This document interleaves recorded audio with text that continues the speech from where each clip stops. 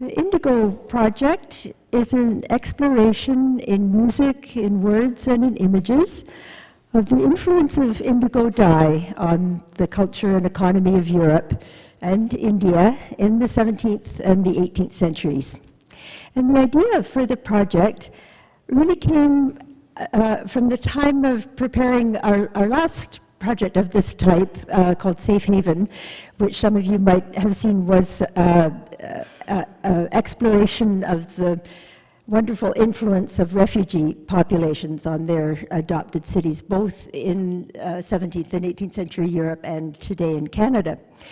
And the revered historian, Natalie Zemon Davis, and a very generous mentor to so many people around the world, drew my attention to the involvement of members of the Sephardic Jewish diaspora in the indigo trade in the Caribbean.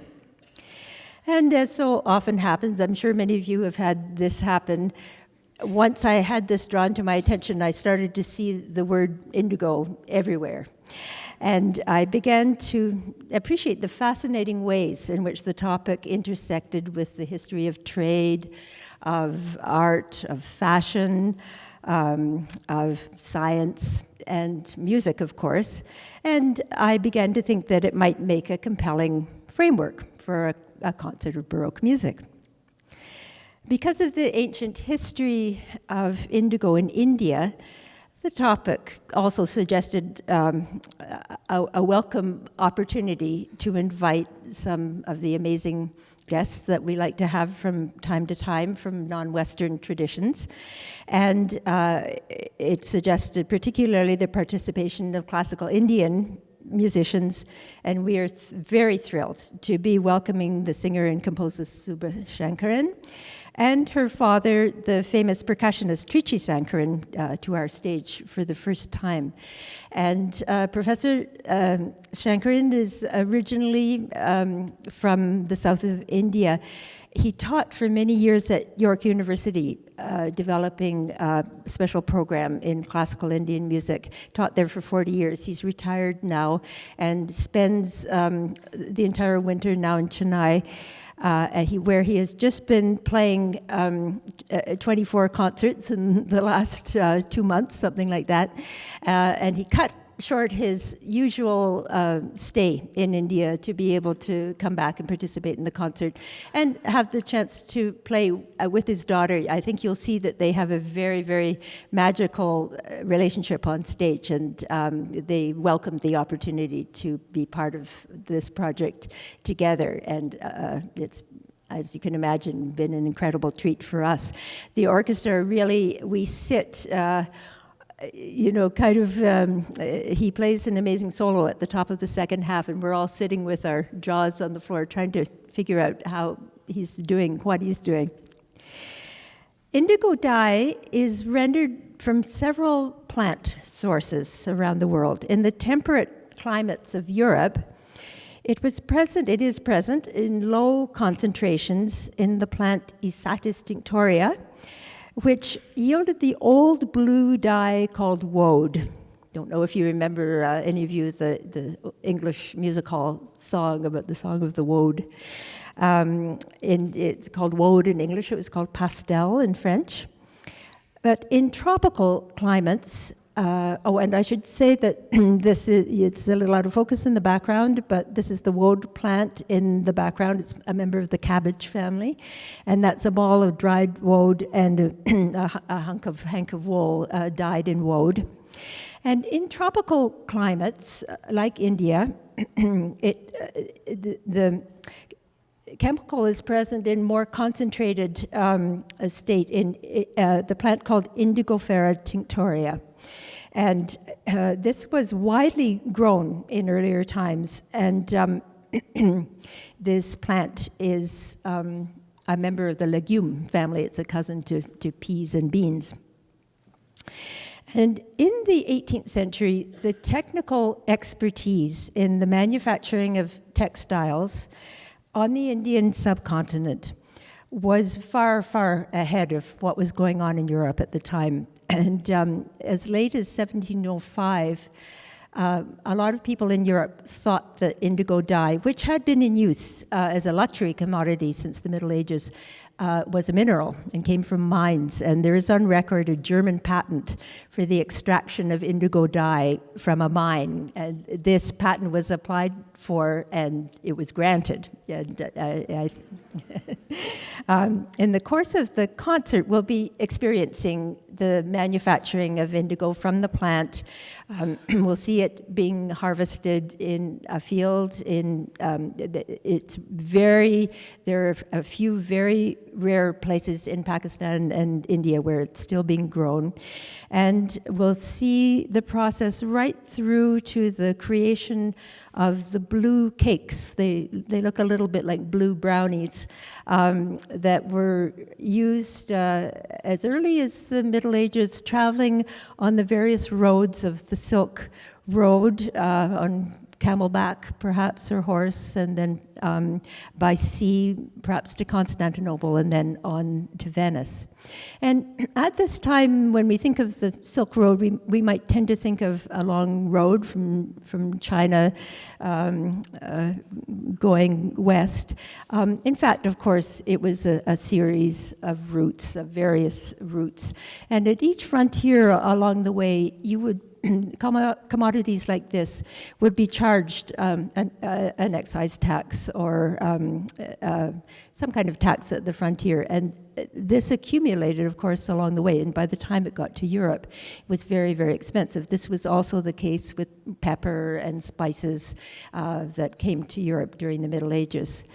But then, after the discovery of a direct route between Europe and India in 1598, when Vasco da Gama sailed around Africa, it became much more affordable because you only had one tax that was levied when it reached the destination port in Amsterdam or in Genoa or in London.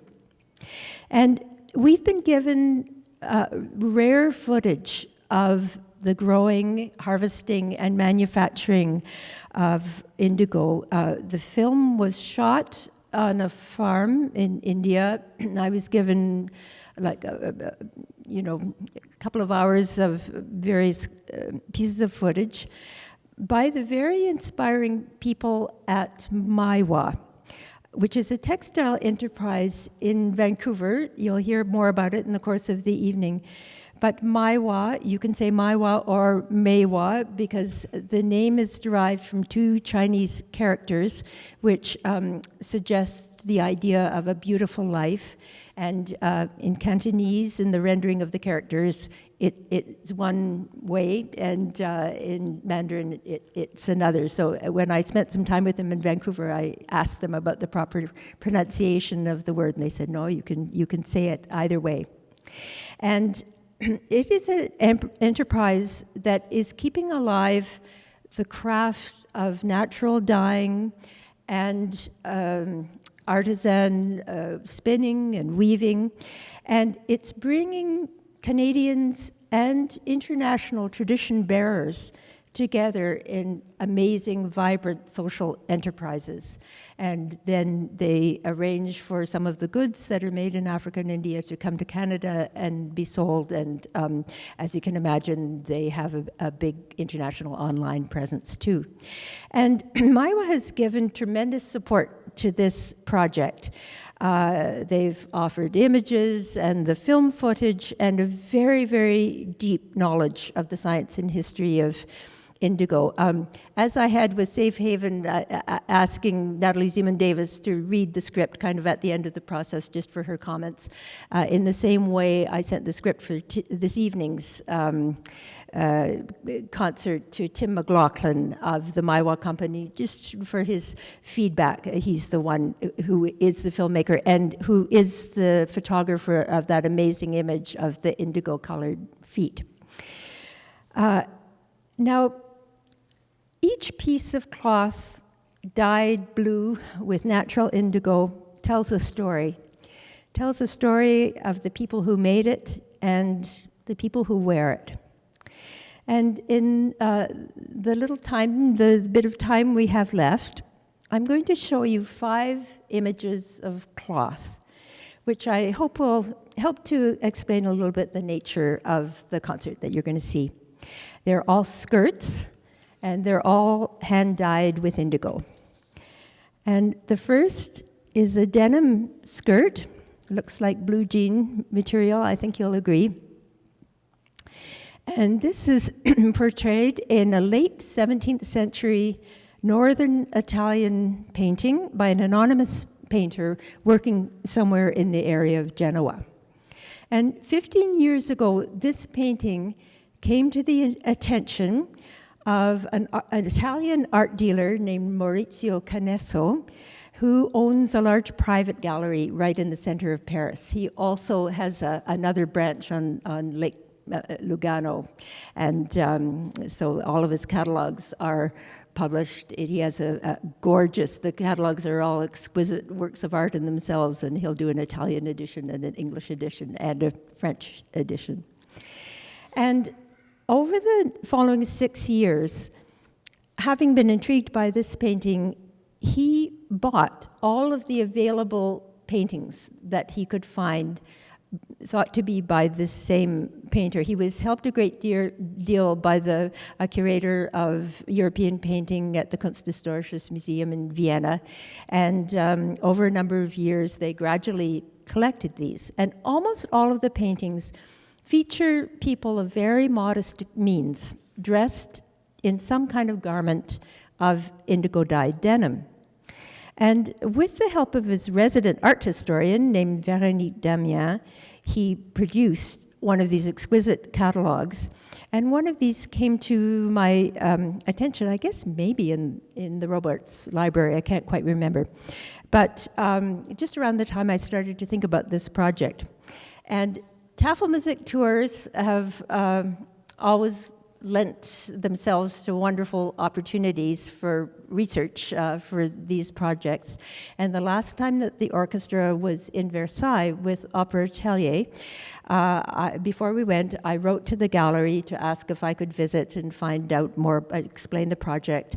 And they have also become a wonderful partner in the project. David and I spent a wonderful afternoon on a day off from the opera in Versailles. We traveled into the middle of Paris, spent the afternoon in the vault of this gallery, which had about 100 Italian masters in it. That's what the gallery specializes in.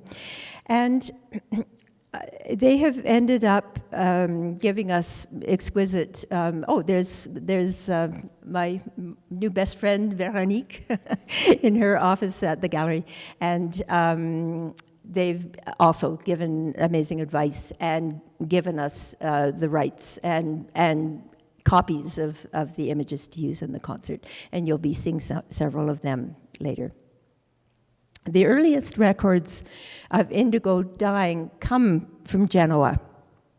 I mean, the earliest records of indigo dyeing in Europe come from Genoa. Of course, they found indigo in Egyptian mummies, and it's a very, very ancient practice around the world. But the earliest written records of dyeing with indigo are from Genoa. And a very large portion of the population of Genoa in the 17th and 18th centuries worked in the textile trade. And the city was famous for its luxury velvets, very exquisite laces. But the city, as you know, was one of Europe's most important ports. It was a great marine power. And it became a center for industrial textiles. They started to develop large pieces of canvas that were for sailcloth or for tarpaulins, for covering goods in the harbor. And sometimes they were white and sometimes they were dyed blue with indigo. You can even just catch a few glimpses in this old map of the harbor of Genoa of some blue sailcloth on some of the boats. And similar cloths were made in the southern French city of Nîmes, which was not too far from Genoa. And in Nîmes, the fabric was called serge de Nîmes, or perhaps fustian de Nîmes. And this fabric started being adapted from its industrial use for sailcloth for other uses. It started to be used all over Europe for aprons or for linings of aristocratic jackets, but anything that you needed sort of sturdy, hard-wearing cloth. And the cloth from Nîmes, the serge de Nîmes, is where we get our name denim. It's the cloth from Nîmes. And in France, the cloth, the serge from Genoa was called serge de Jean, French, that Jean being the French word for Genoa. And in England, it took on the name, a kind of adaptation of that, and it was called jean fustian, or jean serge from Genoa. Jeans for short. Very early on in early modern England, you can see account books with lengths that are called jeans, just jeans, and that is short for this denim fabric. Not always dyed blue, but sometimes dyed blue, and often brown or white. But that word was in use a long time before Levi Strauss. Our second skirt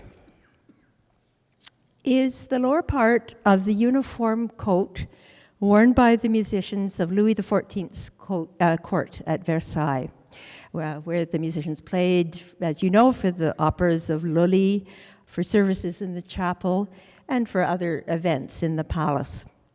And this coat, which surviving account books, they're very, very detailed accounts, financial accounts at Versailles that describe for each year how much cloth was bought and how much indigo dye was bought, and it's still possible to, people have done amazing archival work on this material. And a coat like this, blue dress coat, it took 5 yards of wool, and the outside at Versailles was almost invariably blue, and then it had a distinctive red lining, and often the red stockings were worn to go with that. And this coat would have been dyed with indigo, but with a measure of the old woad plant to start the fermentation process in the dyeing vat.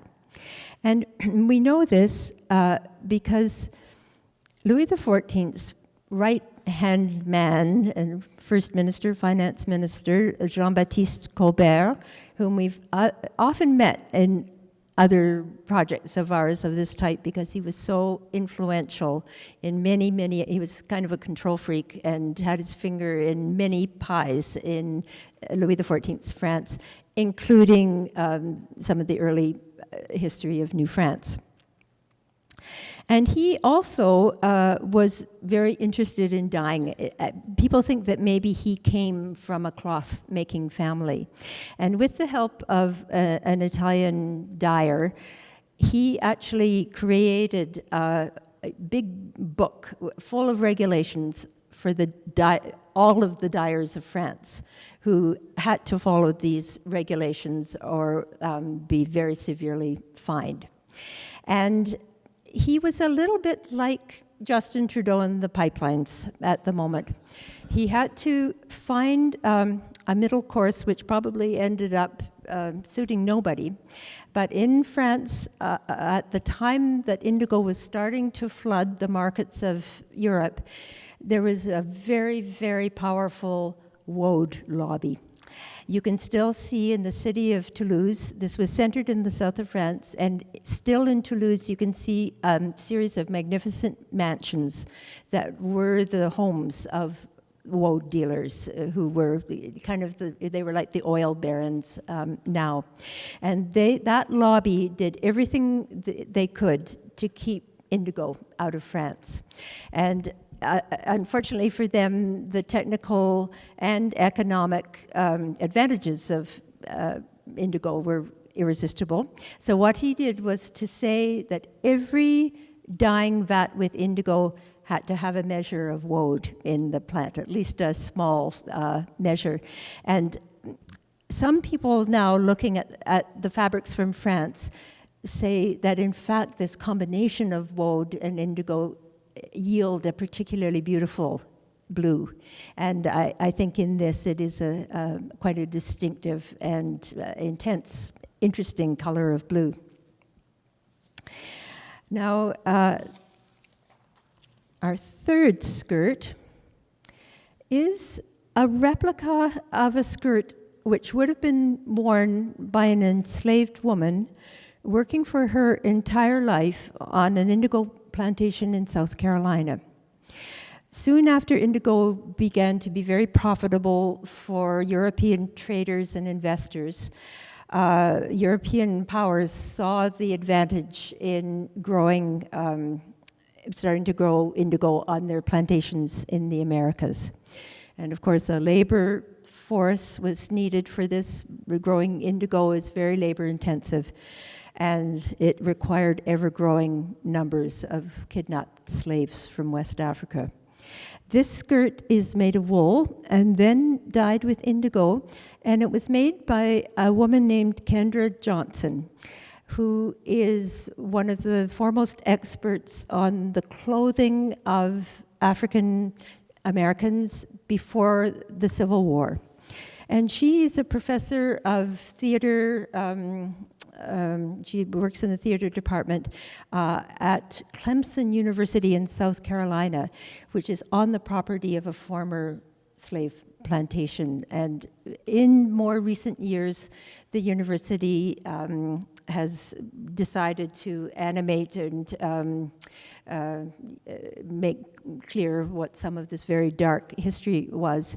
And they've animated the plantation house with, a little bit like we do in Louisburg. And she is the one in charge of designing and creating the costumes, and she works with her students at Clemson in an amazing research project to make that happen. And the woman wearing this skirt might have been growing and harvesting the indigo for our fourth skirt. Portrayed on one of the wealthiest women in England, her name is Anne, the Duchess of Bedford. And she was the granddaughter of the Duchess of Marlborough, Sarah Churchill, whom I couldn't resist including here in her gorgeous indigo dyed silk dress. And Anne, the Duchess of Bedford, was one of the signatories on a petition to King George II for the foundation of a home for abandoned babies called the London Foundling Hospital. And you'll hear more details of this story in the course of the concert. But the London Foundling Hospital became very closely associated with George Frederick Handel. Now, many famous people in England, including Isaac Newton, won and lost vast fortunes from their investments in the South Sea Company. Today we think of the South Seas as something else, but at this time the South Sea Company was heavily invested in the transatlantic slave trade. And Handel himself was an extremely astute investor. You can still, his banking records are still in the Bank of England and can be seen there. So you can see when he bought shares, when he sold shares. And in fact, he was a more astute investor than some of the people around him who really crashed in the South Sea bubble. And what he did was to buy and sell South Sea shares in a timely way, selling them in time to bankroll his next opera or oratorio season. And it's a little depressing for us to think that, oh my goodness, these early performances of the Messiah or of Julius Caesar were paid for with partly from profits from slavery. But if we think about it, it's really not very different from us today and the mystery that surrounds our own bank accounts, which are entwined with profits from the slave trade of our own time. The UN reports that 40 million people around the world, most of them women or children, are working in forced labor, producing our textiles, our chocolate, our cosmetics, and our shrimps. And the other side of the coin, of course, is that Handel's investments, especially after he started to write oratorios, which are not fully staged and are much less expensive to produce, his South Sea profits stayed in his account, and in the end of his life he became very wealthy and had an amazing, for instance, collection of art with Rembrandt's and Watteau paintings. And it also allowed him to be a very generous philanthropist in his old age. And the London Foundling Hospital was one of his favorite charities.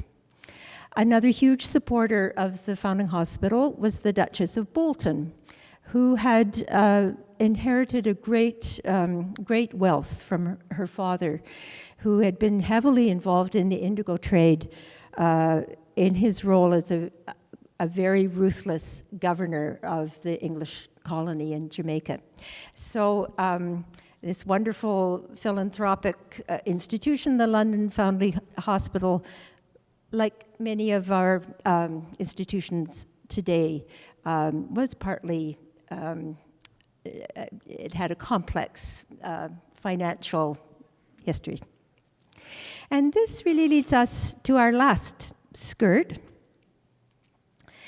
which is being worn in a field of indigo in the south of India by Sophina Kwan, who is one of the Canadians at the heart of Maiwa, the textile enterprise that, as I've mentioned, is such a vital partner in this project.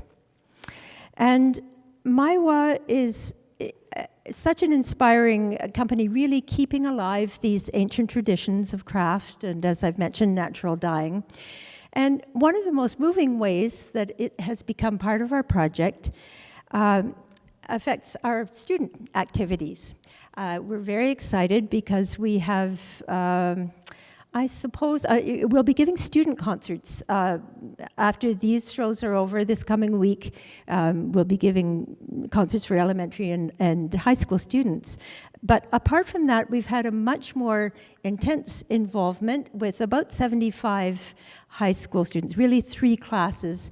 One of them from Earl Hague. They're all public school students.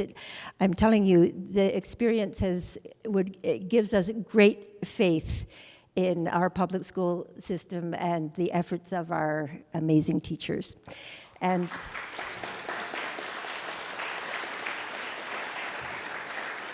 And there's a class of vocal students from Earl Hague taking part, a class of vocal students from Unionville High School, and then the grade 10 art students, half boys and half girls, from Mark Arnault Collegiate Institute in Thorncliffe Park, have created the beautiful indigo quilt that, if you want to turn around and have a little look at it, is hanging on the back wall of the gym.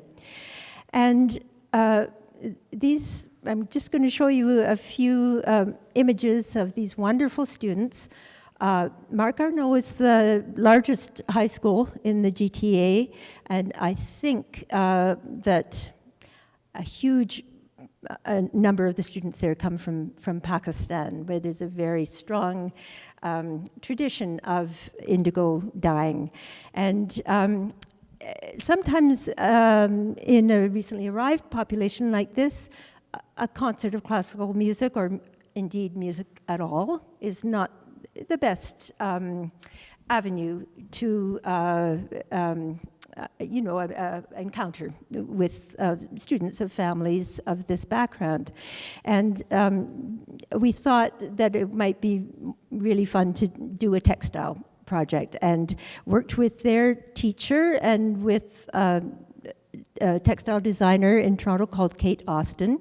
And each student dyed there's an indigo vat with its green bottom, and the solution at the top has been exposed to oxygen, is therefore turned blue. You'll see why later in the concert. But they each dyed 1.5 foot square of fair trade ethical cotton from India in indigo using various resist dyeing techniques. And then they very movingly embroidered them, all of them, boys and girls, and just putting so much heart into it.